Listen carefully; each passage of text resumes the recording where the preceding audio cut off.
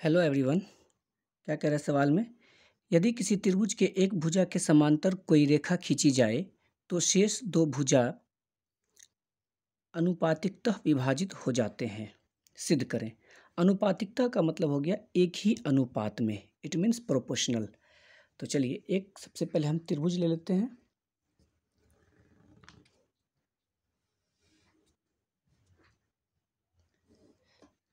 A B C एक त्रिभुज ले लिए और इसमें कह रहा है एक भुजा के समांतर। तो चलिए बी सी के पैरेलल हम एक रेखा ले लिए डी ई। ठीक है, तो थ्योरम सिद्ध करने के लिए सबसे पहले हम क्या लिखते हैं? विशेष प्रतिज्ञा। तो विशेष प्रतिज्ञा इस शीर्षक के अंतर्गत हम क्या लिखते हैं? जो हमें प्रश्न से मालूम होता है। तो क्या मालूम है प्रश्न से हमें? त्रिभुज। त्रिभुज का नाम नहीं मालूम है तो इसे हम मान लेंगे। माना कि ए बी सी एक त्रिभुज है जिसमें क्या है? तो जिसमें डी ई समांतर बी सी है। ये सवाल कह रहा है कि कोई समांतर रेखा खींची जाए एक भुजा के, है ना, तो बी सी के समांतर डी ई लिया गया है। तो जिसमें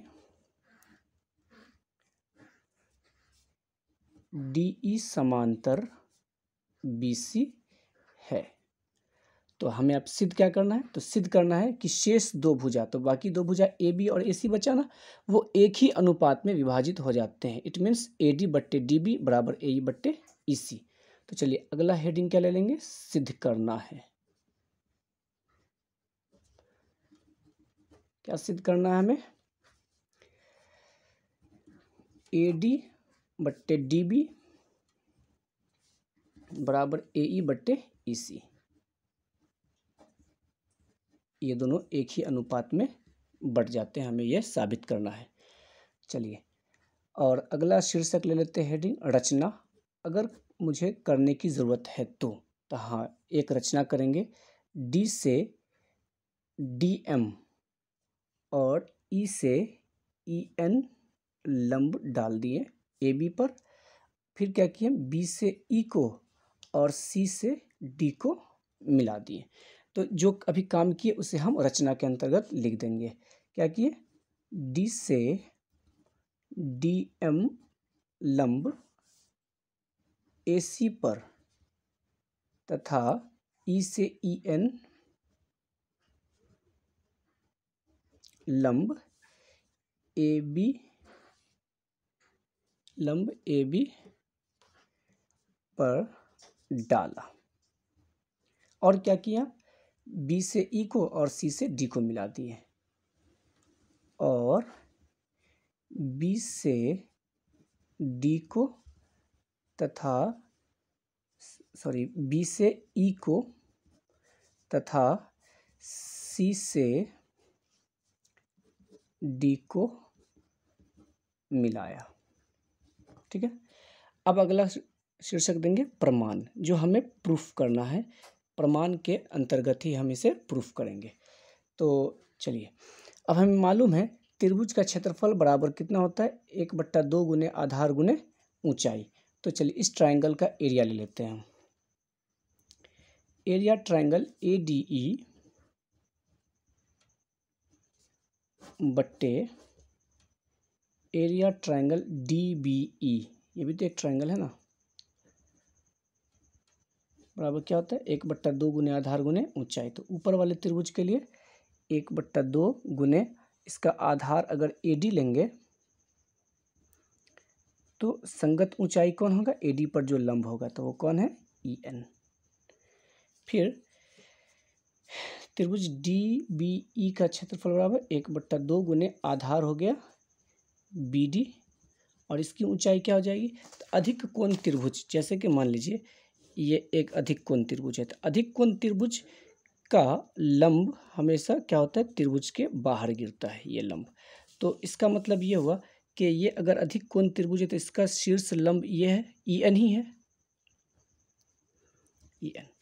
तो 1/2 से 1/2 पर नीचे कैंसिल, ई एन से ई एन कैंसिल, बराबर कितना आ गया? तो बराबर ए डी बट्टे बी डी, है ना।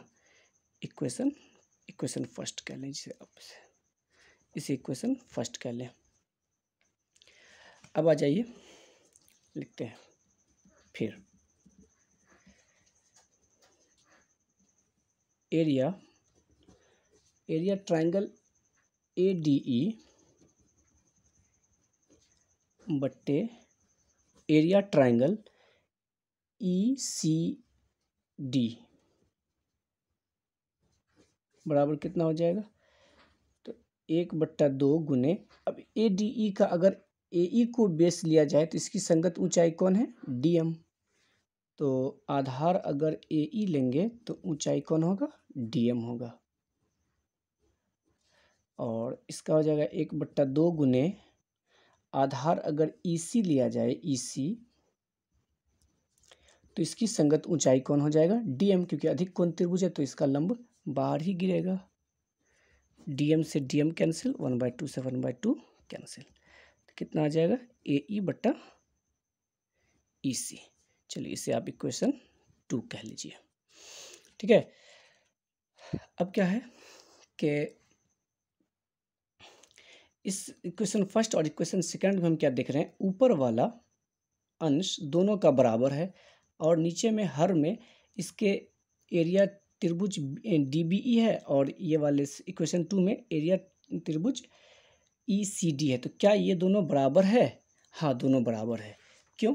क्योंकि हमें मालूम है कि दो समांतर रेखाओं के बीच एक ही आधार से जितने भी ट्रायंगल बनते हैं, ये भी आधार मान लीजिए, तो एक ही आधार से जितने भी ट्रायंगल बनते हैं सभी का एरिया क्या होता है? समान होता है। बेस यही होगा। और दो समांतर रेखाओं के बीच एक ही आधार से जितने भी ट्रायंगल बनेंगे सभी का एरिया समान होगा। तो इसी बेस पर क्या हो जाएगा कि ट्रायंगल DBE, तो DBE का बेस कौन है? EC है और ECD का भी बेस ED ही है और दोनों समांतर रेखाओं के बीच स्थित है। तो लिखेंगे क्योंकि DE समांतर BC, ये दोनों समांतर है, तथा त्रिभुज DBE BE और त्रिभुज ECD का आधार एक ही है। इसीलिए हम जानते हैं कि आधार एक ही हो और दोनों रेखाएं समांतर हो तो दोनों त्रिभुज का क्षेत्रफल समान होता है। तो अब आप बताइए कि मान लीजिए ऊपर वाला 2 और नीचे में y है और इसमें 2 नीचे में x है, हम कह दें कि x बराबर y है, तो इट मीन्स ये भिन्न भी बराबर होगा क्योंकि ऊपर वाला तो पहले से बराबर है और नीचे वाला बराबर यहाँ आपको अलग से कहा जा रहा है, इट मीन्स ये भिन्न बराबर है। तो उसी तरीके से ऊपर वाला पहले से बराबर और नीचे वाला बराबर साबित हो गया। इसीलिए सबसे पहले हम कह सकते हैं, इसीलिए एरिया ट्रायंगल DBE बराबर एरिया ट्रायंगल ECD। ठीक है, तो नीचे वाला बराबर साबित हो गया। अतः हम कह सकते हैं जब नीचे वाला बराबर साबित हो गया, ऊपर वाला बराबर पहले से है, तो अतः हम कह सकते हैं एरिया ट्रायंगल ADE बट्टे एरिया ट्रायंगल DBE बराबर आएगा इसके एरिया ट्रायंगल